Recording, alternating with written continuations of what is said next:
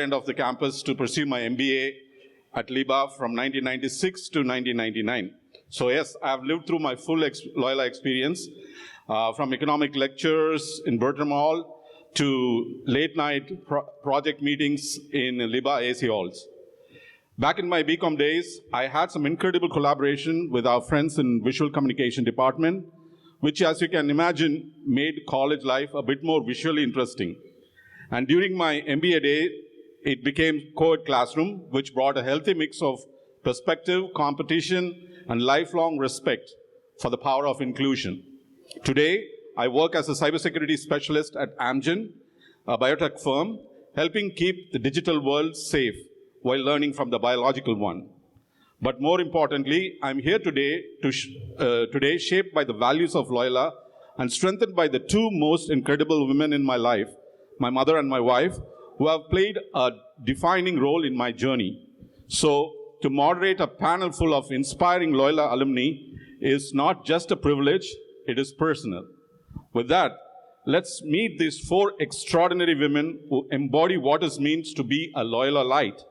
Each of them have crossed oceans, shattered stereotypes, and risen to lead in tech, research, business, and beyond.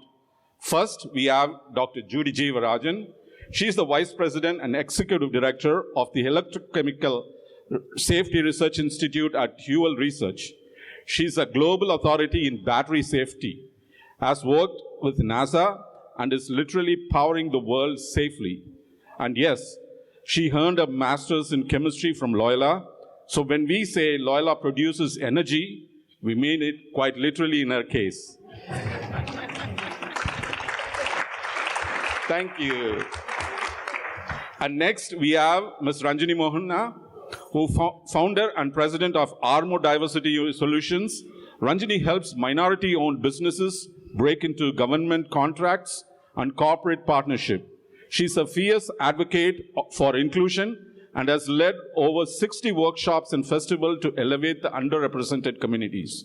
Ranjini doesn't just talk about empowerment, she's building bridges for it every day. Next, we have Ms. Nandini Sujit Kumar. She is an IT product manager. Thank you. Next, we have Ms. Nandini Sujit Kumar. She is IT product manager at New York Power Authority, leading digital transformation and deploying cutting-edge solutions from AI to drones to GIS. Nandini blends tech expertise with human insight and proves true leadership lies in impact, not titles. And finally, we have Ivy Pires, Director of Project Operation at Ericsson, with 20 plus years of experience in the telecommunication industry. She specializes in program delivery, risk management, and customer relationship building. Currently, she leads several multi-million-dollar core network deployment programs involving network modernization, complex migration, and cloud-native transformation across 4G and 5G technologies. She represents Decade Panel. Let's give it all for our Loyolites, a warm round of applause.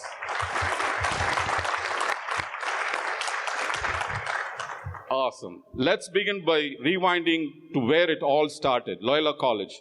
To our panelists, how did Loyola shape your worldview and prepare you for the journey to the United States? What experiences, or academic or outside the classroom, gave the confidence to cross borders and break barriers? Let's hear it from Ms. Ranjini. All right. Oh, sorry. So where do I start, right? I graduated in May of 1992 from LIBA, and then in June of 1992, I joined here at UNT Dallas for my higher studies. So it was such a vast difference because in India, education is more structured and we get a lot of help. But when I came here, I realized we have to put in our effort and we have to put our step forward to get better, right? Nobody's there to handhold you or learn and teach you. that's where I think LIBA really helped me, because I was the only woman in the class of 43. There were 42 other men with me in the class.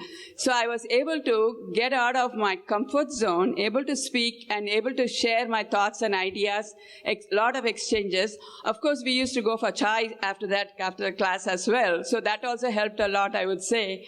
It really helped to prepare me to be stronger, resilient, and also understand what I'm facing over here. So that was my studies from Loyola to here. Thank you. Thank you, Ranjini. Ms. Nandini, can you help us give your perspective? Sure. Thank you, Benny. I graduated from Loyola College in 1996 as the third batch of Viscomites with women.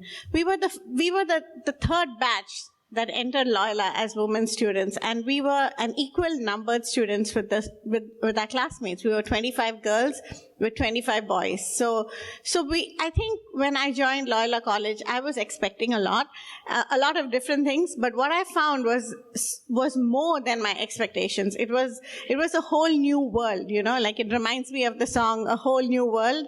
It was exactly that for me. And Loyola College taught me equality. It taught me leadership. It taught me time management. It taught me public speaking. A lot of things that I learned in Loyola are the fundamentals that I use today. I think when I was in Loyola College, we attended a session in LIBA where one of the professors told us that, the faculty told us that, you are a brand in yourself. Because I think the class we attended was on brand building and brand imaging.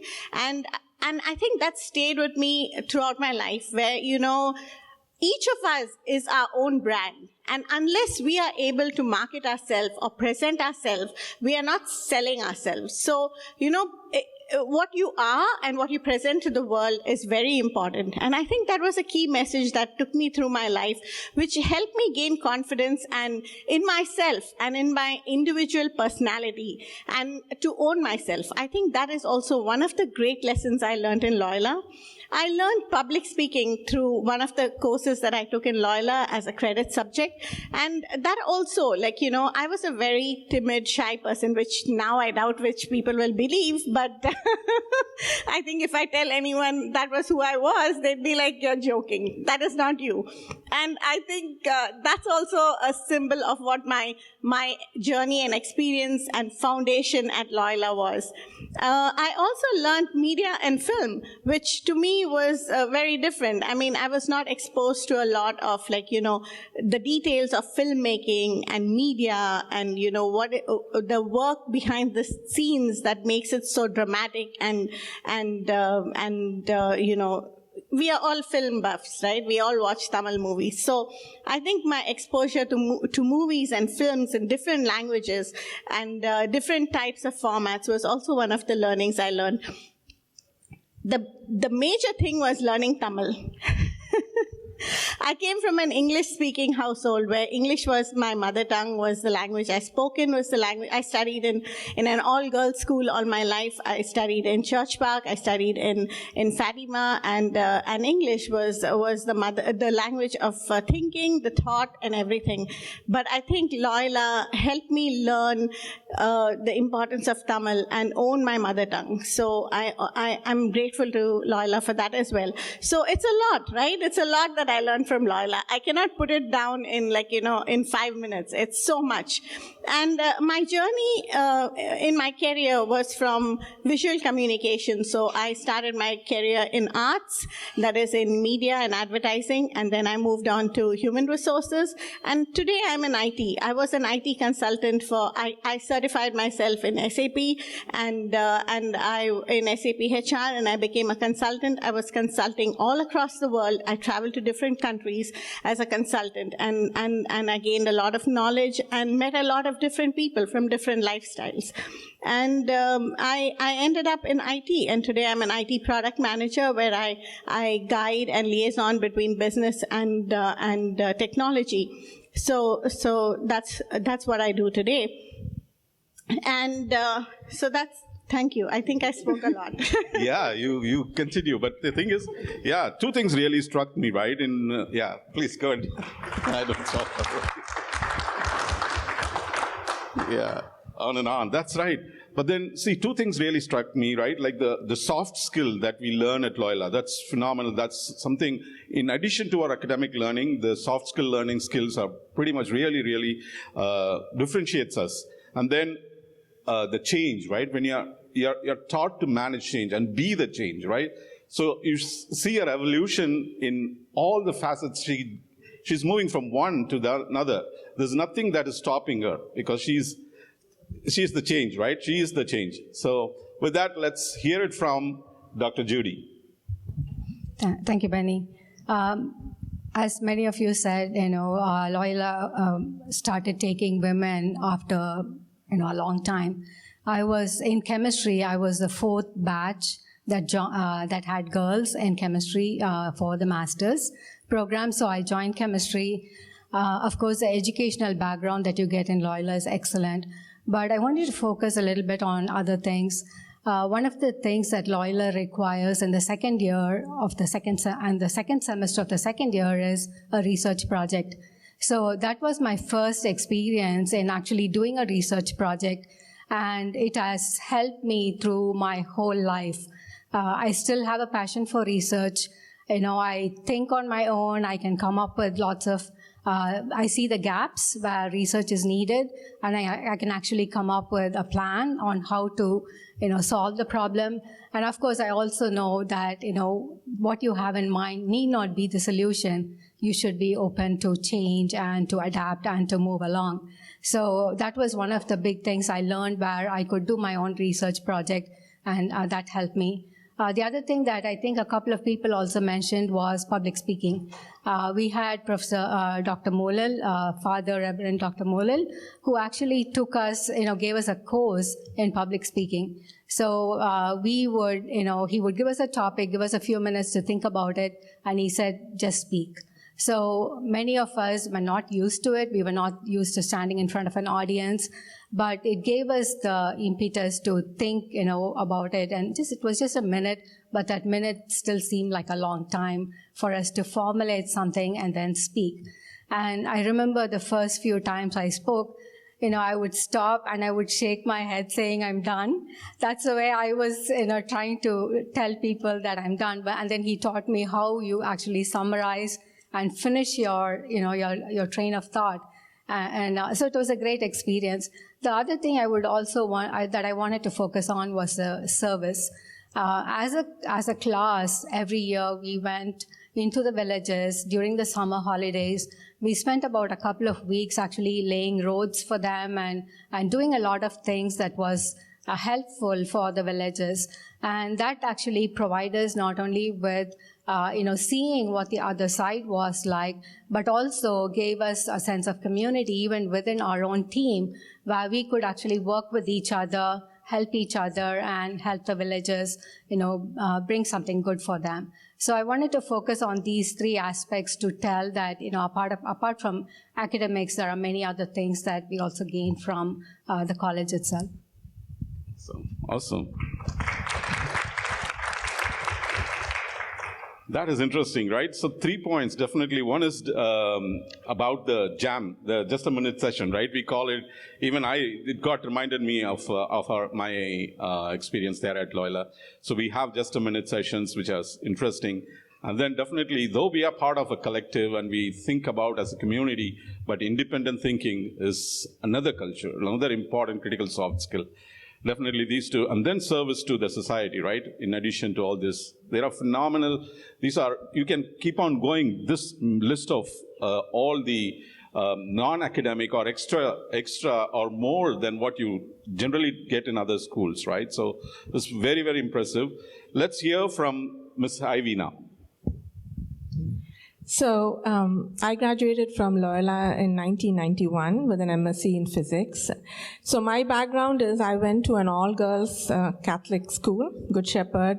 I went to an all-girls college, Stella Maris. So frankly, I was surprised when my dad let me go to all-boys at that moment college, which was Loyola, right? But I think the first thing that I'm grateful to Loyola is, like Judy mentioned, I really wanted to get a master's in physics, and Stella Maris didn't offer that. And Loyola College, being a Catholic college, was sort of the brother-sister college. And when they offered it, it was really, really helpful for me to follow what at that time was my interest, which was in physics. So for me, joining Loyola was a different experience, having an all-girls background. And what it really taught me was how to hold my own fort and stand on my feet in front of a lot of men. In the corporate world, as we face now, in my role, and I'm sure in many of the women over here, you do have to be comfortable being around men, traveling with men when you go on business meetings. And that exposure, Loyola gave me for the first time. And that I am really deeply grateful. And the other thing that I really like about Loyola is, first, we all, for our kids, talk about small group classes.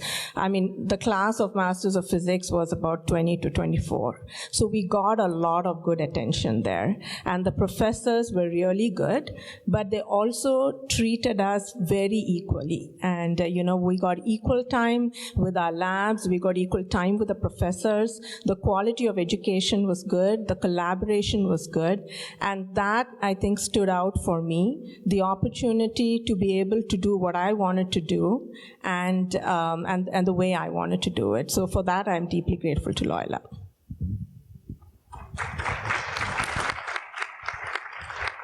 Wow. Even today, many organizations strive for gender equality, right? And in Loyola, that was default. Like, there were never discrimination based on gender. So I'm really glad that it was your great experience, Ivy. Let's move on to the next question, right? So now, as an Indian woman in America, what were the cultural shocks, the biases, and the battles? Did you ever feel underestimated, misunderstood, or maybe just homesick for Saravana Bhavan food? More importantly, how did you power through all of this? Let's hear it from Nandini.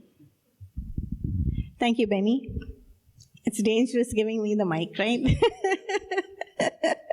Well, for me, I worked most of my life in India, and I came here in 2015. So for me, I think having traveled around the world, I had a bit of exposure to different working cultures. But what hit me the most in America was the amount of professionalism and adherence to detail. Like, the importance of being detailed and professional, being on time. We follow Indian Standard Time, right? So I had to learn how to be on time more often than not. Although I am good at managing my time, it still was a little more. Like, I had to be in a meeting 5 or 10 minutes earlier. So, and then when you're moving from one meeting to another, and in those days it was in person, so, going from one conference room to another or from your desk to your place, you have to be conscientious and move fast, basically.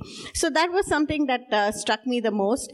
Also, I found that, for me, I didn't face too many challenges, except that, I was not teased, looked upon for my Indian nod. My vice president came up to me and said, I really don't know whether you're saying a yes or a no. So I know many of us who have worked in India a long time, you would see that in Purinjada, you'll be like, okay, so maybe I did understand or I didn't. So my boss used to ask me, like, did you get it or did you not? And I would have to say, yes, I did, with words, But still I would be nodding and saying, yes, I did. So I think that was something that I had to correct I had to be very conscious about, when I was nodding. So that was something that I had to change in my personality. But otherwise, I found a lot of opportunities in working in America that probably in India I was fighting for, in the sense that, there was so much of competition in the workplace that, you no matter how hard you work, you get overshadowed, right? But in America, it's noticed, it's recognized, and you're given appropriate recognition. I found that. Maybe it's my organization, I don't know, but, since I haven't worked for any other major organization other than the one I'm at, I think I also completed my MBA in sustainability in America, in United States. So I did feel that, there's a difference in the way that you're taught here in college, as Ranjini mentioned earlier, and the way you're taught in India. And it's like everything you have to do on your own. Like, you do have to book time, with your professors and everything, but it's on your own. Like, there's no one guiding you or helping you, like what we had the opportunity of studying in Loyola. Like Loyola gave us if you wanted something, you just walk up to your professor and ask them, right? Like, you'd be like, I have a doubt, can you sort it for me? But here you would have to block time, you would have to get on people's calendar, and it might be like a week later or something. So that's what struck me the most. Awesome. Thank you, Nandini. Yeah, definitely the time management skill and bobbing head definitely is something even I see even sometimes happen. But then, yeah, definitely it makes you more professional, understanding people's culture and aligning with that. Let's hear it from Dr. Judy. I would say my experience was quite different. In grad school, it was all great. Everyone's different. Everyone's from different cultures, ethnicities, and so on. We really didn't feel anything. And of course, as you saw, I have a lot of family in the country, so I didn't really miss home and all of that. But when it came to the actual working world, it was very different. I was at NASA for about 18 years, the first 5.5 as a contractor. I was very fortunate because I was given so many projects. I was also mentored by the battery expert who had been at NASA for 40 years. So he was extremely nice. He mentored me really well. And in parallel, I also had a very experienced chemist who had worked in the industry, in the battery world, and so he mentored me also. So I had all this knowledge that I had gained from so many different people, and of course I was doing my own projects too. And when the person who was a NASA expert retired, they asked me to take that position, and that was really stepping into really large shoes for me. But I worked doubly hard, and what I found is I had to actually review and approve all batteries for spaceflight, human-rated spaceflight. But when I went to the safety panels to speak, in the beginning, it was a challenge because, people are looking at me. It's, I'm, as you can see, I'm dark-colored, I'm a woman. And everyone else was very different. Everyone else was, it was all mostly white there. So they would look at me and they would hesitate. They would ask me a lot of questions. But the way I looked at it was, I had the knowledge, so I took the knowledge to the table and I gained the respect that way. The other nice thing about it was that, it was an international community in the sense that the International Space Station, the shuttle, and all the different programs we had an international community. So people from other countries like Japan and Russia had a great respect for people of Indian origin. So that helped me so much. And that made me really more confident when I went up to speak, and then I gained trust. But what I also found is that even though I was there for such a long time, I didn't really grow. I was in the same position, and at one point, I had decided to leave because of that. But they, gave me a promotion and they kept me. Then the next 7 years, it was the same thing. I was in the same position. I had not moved at all. And that's when I decided that I needed to leave. We had 3 kids, all private school. A government salary is very poor. So, my husband, it took 2 years for my husband for me to convince my husband that I needed to leave. One of us needed to leave. Otherwise, we wouldn't survive in this world. So he at last agreed to leave. I know a lot of people were very sad when I left. The manager of the International Space Station said, what is space station going to do without you? But, the world moves on. That's what you realize, that the world moves on and you have to move on. You have to really make a decision. So I think all of those challenges that I faced, you learn from your education that, there are things that are important in your life. And so you make a change. I should say I'm in the best place today. There are so many women leaders in my company. Everyone's perspective is, valued so much. My colleague here is there, and she would agree with me that, we have a really great organization that not only takes care of all our needs in terms of research funding and everything we want to do, but they also encourage us in many different ways by providing their support. So I think I should wrap up saying that there are challenges, but we can face them. Awesome. Yeah, absolutely. Absolutely. These are the challenges that women face, like especially when you are putting in double the work and you are not getting recognized, right? And you are getting there's a possibilities, but then again there are multiple other things like taking help from the employee resource groups that are available, and they are getting the support that needed. And when it comes to the worst case, right, you are ready to determine and to mobilize people around you to make that change, right? As a woman in family, as well as we have to manage the family, consider the family situations, and also take care of yourself in your organization. So these are something really phenomenal that as a men, we would overlook those things, but definitely these are great examples, and that's why you are called as the Loyolites. Okay, so with that, let's hear it from Ivy. Can you tell us about your experience, Ivy? So when I came here, I did my master's in computer science at University of Texas at Dallas, and I joined Nortel, which is a telecommunications company. So my experience, I will say my work experience has been one of the best.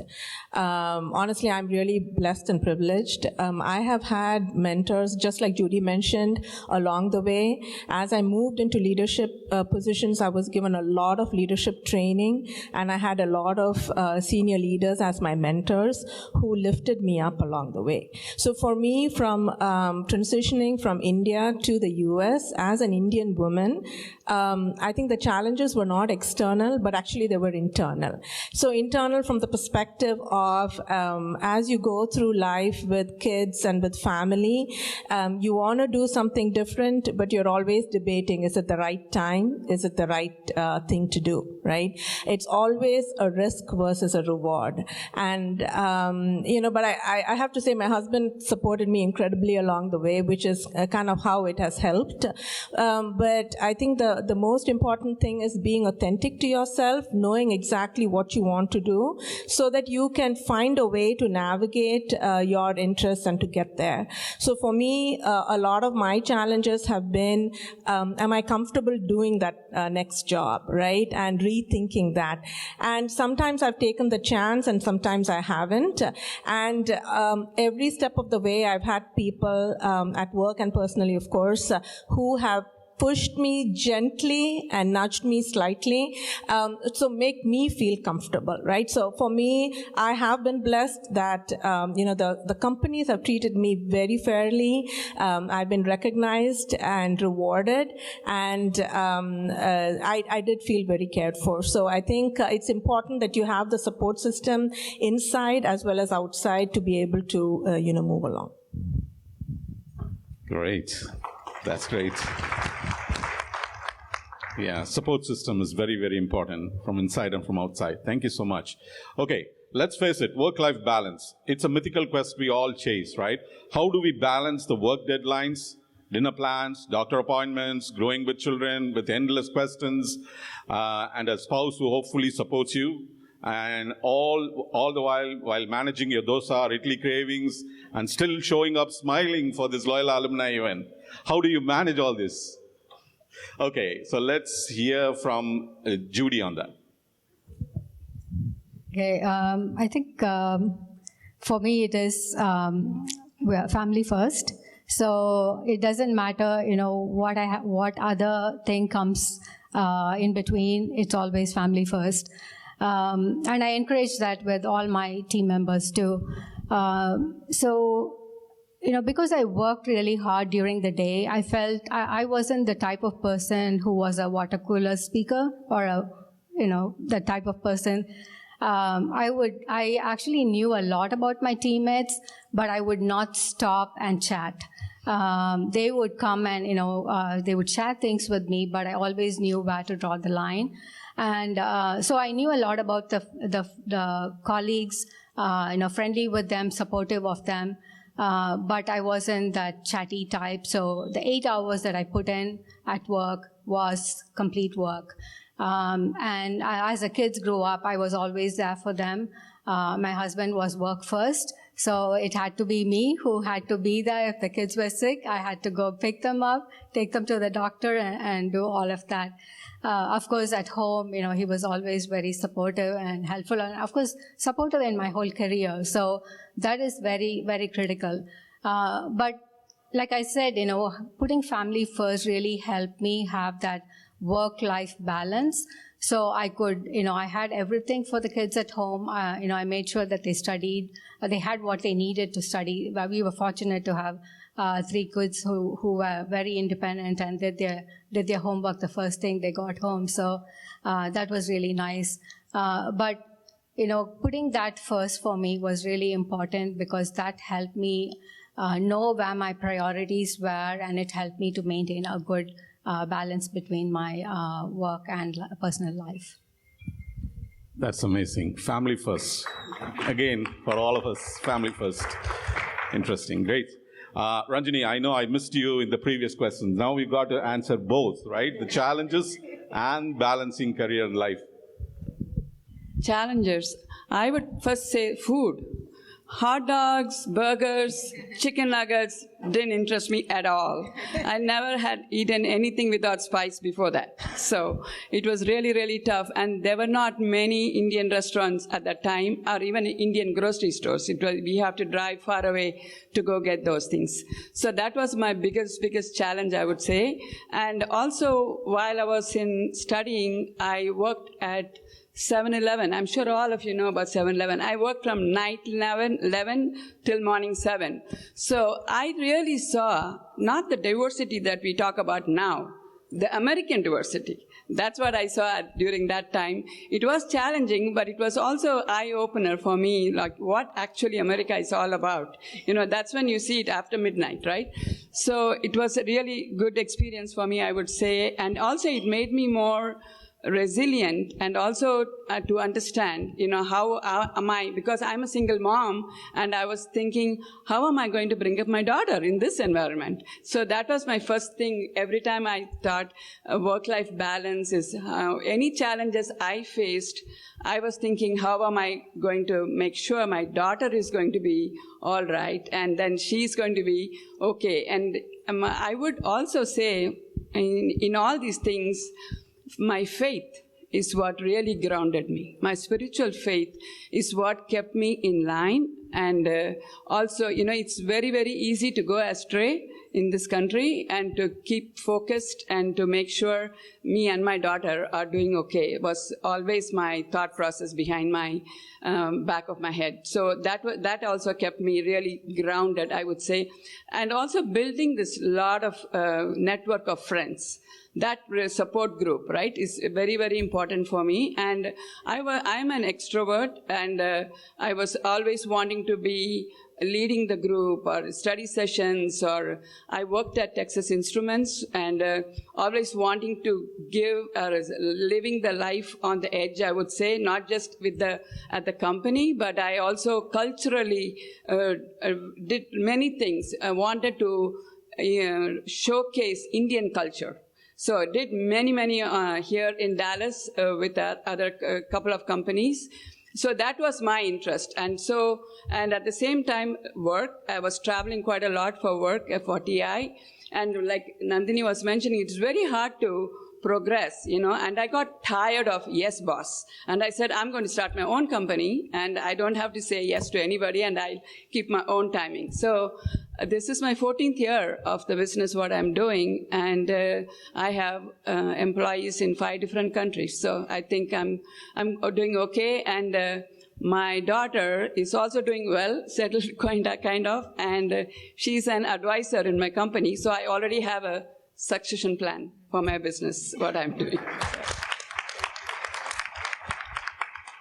Wonderful, wonderful. So may I know when did you work in 9/11? Is it which year or so? I was in school in 93. 93, 94. See, so that it speaks, right? So to take up any job, right? Even if there's no discrimination between, hey, this is a job that men should do.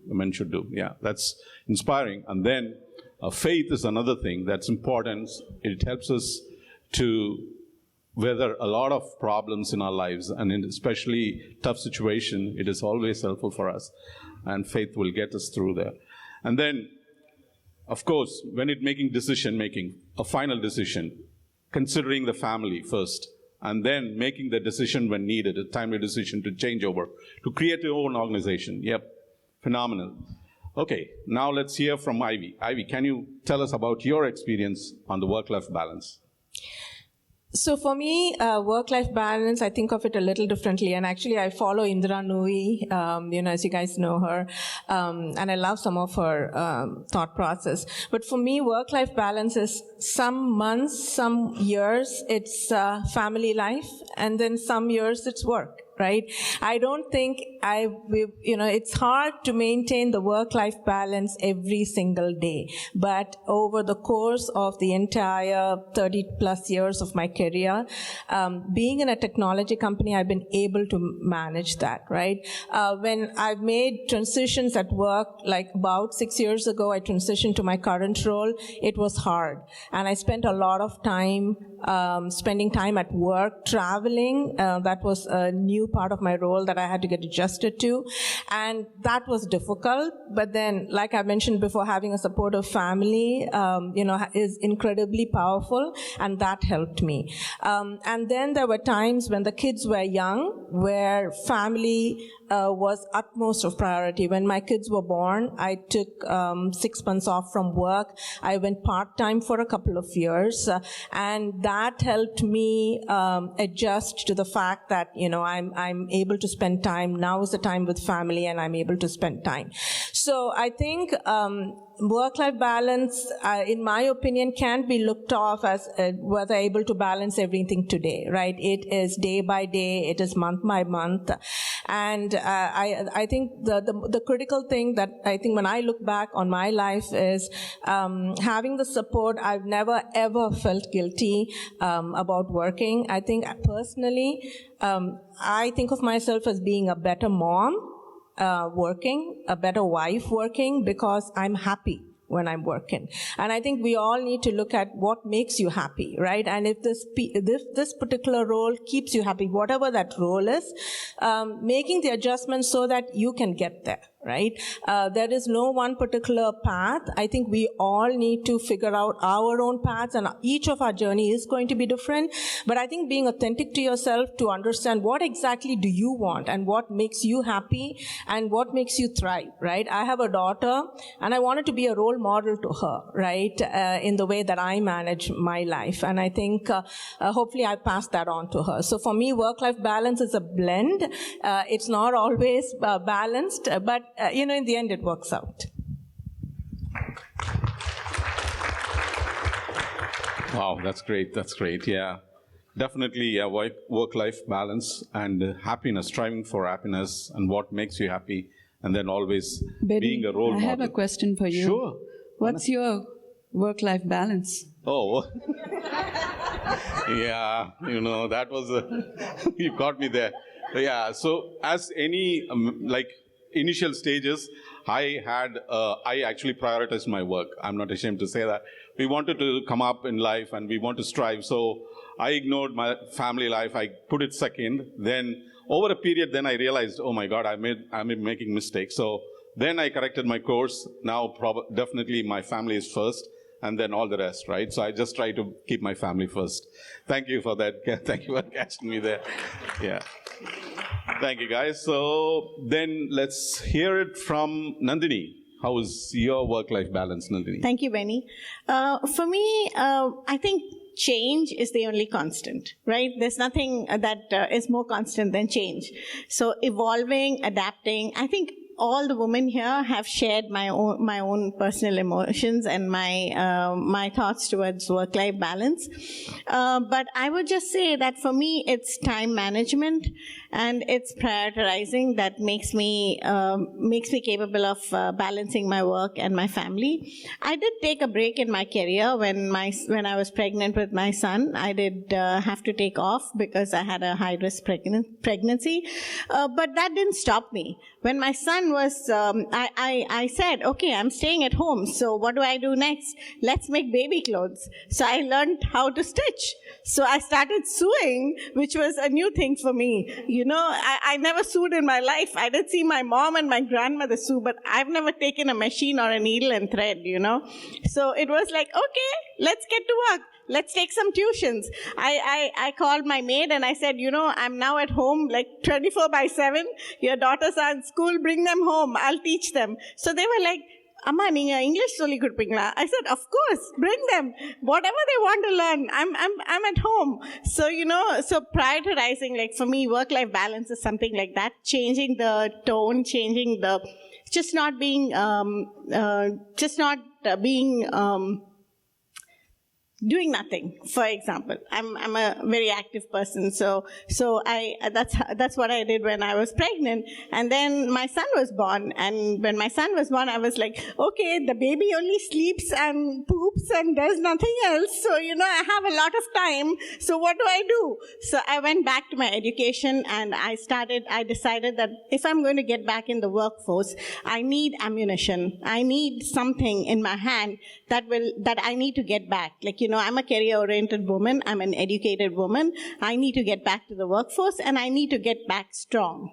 So what I did was, I did my SAP certification, and I certified when my son was 6 months old. So it was books next to his bedside, and, you know, wake up in the night or stay up late and study. So it was, my husband was like, don't you ever rest? I was like, I am resting. I'm studying.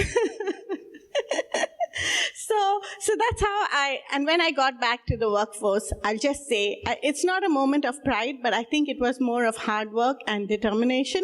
And that when I got back into the workforce, when my son was 10 months old, I got into a workforce with a salary that was double the salary I made when I left. So I didn't lose anything in the 2 years that I had taken a break. I just gained a lot. You know, it just came later, but I did gain a lot. And that was my passport to success, sorry. In the sense that SAP certification took me around the world. Wow. The topic slightly changes. It's not the competition between work and life, but it is going to be our life and aspirations, right? So it's amazing that you are able to get the best out of the situation you were in, right? That's nice, Nandini. Okay, so now the last topic, which is going to be giving back and mentorship, right? Success becomes a legacy only when it is shared, right? Can you tell us how you have mentored other women, especially Indian or immigrant women navigating similar paths, whether it's through formal mentorship or volunteering or just another lending in a year, right? We'd love to hear from you how you lit the way for others. Let's hear it from Ranjini now. That's my passionate thing, to give back, because that's how I grew up. My dad was always teaching us, me and my brothers, it's not what you get, it's what you give. So he was always putting that in our heads all the time. So I'm very active in the church and give lots of time, and I do a lot of study sessions and everything in the church part of it. I also support 3 nonprofits right now, one in India, one in Africa, and one here in the US, and help quite a lot. And I'm also passionate about how to support women I wouldn't say actually I'm supporting Indian women, because Indian women are all smart and already put together, so they don't need that support that much. But I support... But I do belong to an organization where we help girls, young kids, 6th, 7th, 8th grade, to how to code, how to do well, and learn programming and all of that. I belong to that association, and we support that. And also literacy group, I'm part of that also. So always giving, and of course to Asha Foundation that you all know, so we always contribute towards that. So that is how I give back. And wherever, it's not only just giving something here and there, but being passionately involved in the organization and being in the leadership, and also, providing all that. I was part of Loyola Alumni Board for a few years, and I'm just taking a break right now. So that is my passion. It's not like everything what I do every day is all about what I'm getting. It's what I'm giving back to the community. It's very important for me. Thank you. Very nice. Yep, let's hear it from Nandini. You're giving me back the stage, Benny? Yep. The mic? Okay. For me, giving back is not just giving back money, it's also giving back time, it's giving back education. So I tend to mentor a lot of people within the organization. I give whatever I can, and I'm giving back to the Loyola alumni, and I'm very happy about that. So thank you. Wow, okay. Giving back to Loyola, that's nice. Okay, then Dr. Judy, how about your giving back experience? I do a few different things. A lot of young and upcoming professionals, women, usually come and ask me, how I got to where I am.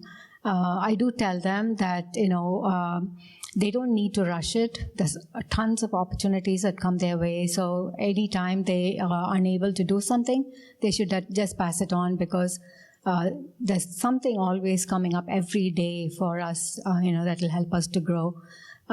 So that's one thing that I do. And the other thing that I was doing, which I haven't done in the past year, is I help out with an organization called Daya Houston. They actually work with women who are, I would say, abused. So I help them, I used to take them for doctor's appointments and take them to the grocery store. There was one particular family that had 3 children, and I used to help her with her driving lessons, the theory part, and then, helped her with her driving course and so on. So that was, something that I could do, especially during COVID. It was something I could actually do where I just had to go pick up something and drop it off at someone's door. I didn't have to actually, meet anyone. But I also did the things where I had to take people to doctor's appointments and hospitals and so on. And then I think I would say maybe, those are the major things that I try to help with. Wow, that's so inspiring. Thank you. So let's hear it from, now, Ivy. Can you please tell us about your experience on giving back and mentorship? Yep. So at work, I think like Father Principal said, we're all in our 50s, at least I am. So we're one of the senior most people there. Ericsson hasn't hired too many youngsters. Now they are beginning to, so there is a lot of opportunity. Personally, my background is project management, so I have a lot of project managers that reach out to me for guidance and direction to get into the role that I am in. So I spend a lot of time mentoring project managers, and also in my current role, we have a lot of new people, and I have one lady that has recently joined my group about a year ago that I have been mentoring. I think for me, it's about the next generation now, because you want the opportunities just like you have kids, and you want your kids to have the opportunities, you want the young people, the people that are newly hired into the company to have the opportunity. So I do spend a lot of time mentoring both men and women, from a professional perspective. From a personal perspective, like Nandini said, it's not just about donating money, it's about giving your time. And I think I can do better here, but right now, what I'm doing is when I have the time, I do volunteer at a domestic abuse center in Dallas. I kind of try to combine my passion. I love to cook. So I cook for this, this home, and then I drop off food. I mean, depending upon the day, they may have about 20 or 25 people there. So I do that, and this I'm able to control when I'm able to do, because I can volunteer when I want to. But I think, as we all get closer to retirement, that's something that I'm looking to spend more time on. It's something I'm passionate about, but, I think it's all something that we can continue to do. Wow. What an inspiring 45 minutes. I felt like we just attended a masterclass in leadership, resilience, and womanhood. Don't you guys all agree with me? You got to get back home.